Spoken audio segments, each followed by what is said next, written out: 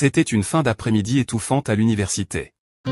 Je sortais de la salle d'examen, épuisé, la tête pleine de formules et de questions. Je voulais juste souffler un peu.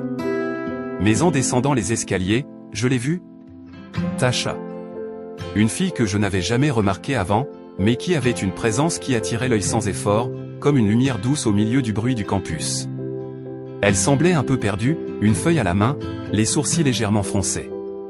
Je ne sais pas pourquoi, mais mes pas se sont arrêtés d'eux-mêmes.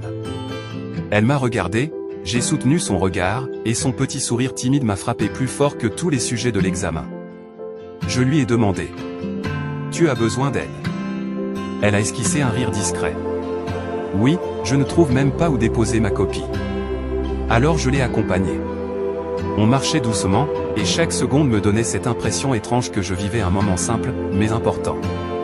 Quand on est arrivé devant la salle, elle. Ce soir-là, je regarde mon téléphone.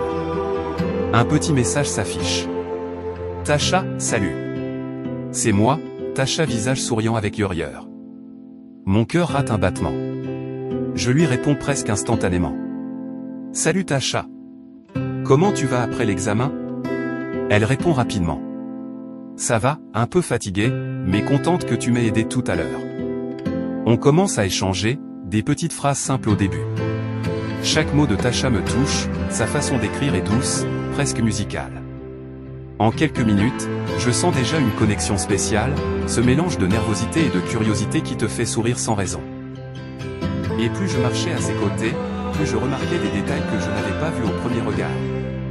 La façon dont elle remettait une mèche derrière son oreille quand elle était un peu gênée, comment ses doigts jouaient avec le bord de la feuille qu'elle tenait, comme si elle essayait de cacher son stress.